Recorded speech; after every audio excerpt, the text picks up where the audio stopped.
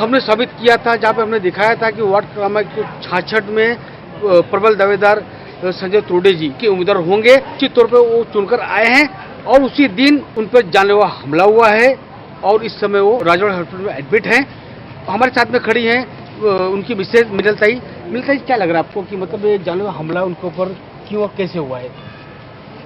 हा हमला अतिशय भ्याड हल्ला आहे आणि जेव्हा निवडणूक जिंकणं आणि लोकशाही मार्गाने निवडणूक झालेली असते, लोकांचा कौल हा सगळ्यांनी समजून तो स्वीकारला पाहिजे.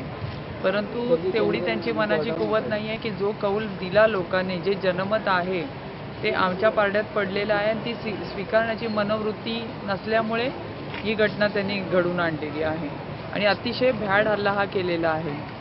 तो मतलब मैडम, मैं आपसे जानना चाहता हूँ कि मतलब संजय भाई के ऊपर क्या, मतलब अभी उनकी स्थिति कैसी है, क्या उन पे हमला हुआ है, उनके बॉडी क्या इफेक्ट हुआ है? आता त्यांची तब्येत ठीक आहे. आज राजसाहेबांशी पण आमचं बोलणं झालं. उद्या सकाळी साहेब स्वतः भेटायला येणार आहे तिथे हॉस्पिटलमध्ये.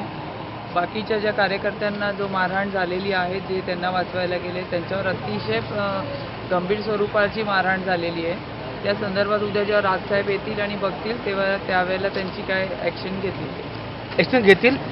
मैडम, मैं आपसे जानना चाहूँगा, मतलब जब जानलेवा पड़ा हमला हुआ है तो स्थानीय पुलिस स्टेशन पे आपने एफआईआर किया है या अभी तक नहीं? स्थानिक पोलीस स्टेशनला केलेली आहे आणि तिकडनं त्यांना जे पण आरोपी आहेत त्यांना काल पकडण्यात देखील आलेलं आहे. तो अभी तक कोई गिरफ्तारी हुई कि नहीं हुई है? हां, 7 जणांना अटक झालेली आहे. अभी क्या लगता है कि अभी कितने लोग पकड़ने बाकी हैं? तसे तर ते 200 ते 300 लोकांचा अचानक पूर्ण तलवार आणि सगळं काठ्या वगैरे घेऊन त्यांचा मॉब आलेला होता.